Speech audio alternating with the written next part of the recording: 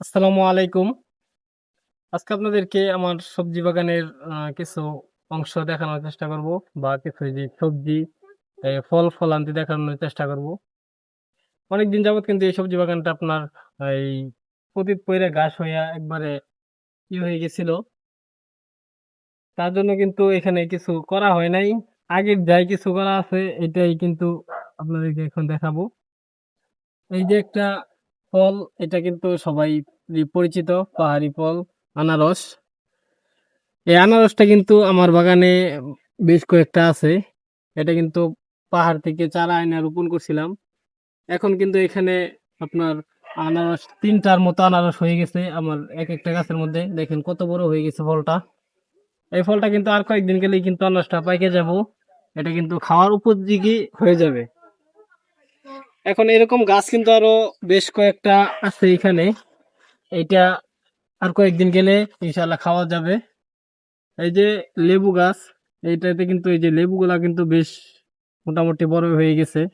এটা কিন্তু এই যে আরো বড় বড় আছে কিছু লেবু কিন্তু। এই যে এটা হচ্ছে এলাচি লেবু। এই এলাচি লেবুটা কিন্তু এই যে মোটামুটি বারোই বড় হয়েছে। এরকম কিন্তু আরো বেশ অনেক জিনিসপত্র আছে। এই যে এদিকে আসেন, আরো কিছু আপনাদেরকে দেখানোর চেষ্টা করি।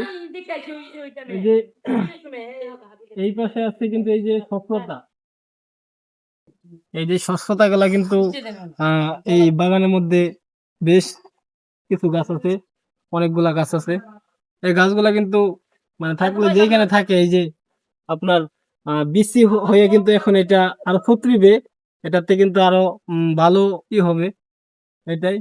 এই যে দেখেন, এই যে এটা কিন্তু ফলটা সবারই পরিচিত, তা বিশেষ একটা ফল মালটা। এই মালটা গাছটাও কিন্তু এই বাগানের মধ্যে আছে আমার। এই যে আরেকটা ফল না দেখালেই নয়, যেটা বিশেষ একটা ফল, ফল গাছ। এই বিশেষ ফল গাছটা হচ্ছে আঙুল গাছ। আমার সাথে আঙুল গাছটা কিন্তু, এই আঙুল গাছটা কিন্তু আপনার বেশ কিছুদিন আগে লাগানো ছিল। এটা কিন্তু আহ বেশ কয়েকবার কাইটা ফেলছে, কাইটা ফেলার পরেও কিন্তু এটাতে কিন্তু আঙুল মানে গাছটা আবার ঘুরে থেকে হয়ে মানে চারা হইয়া আবার গাছটা হয়ে গেছে।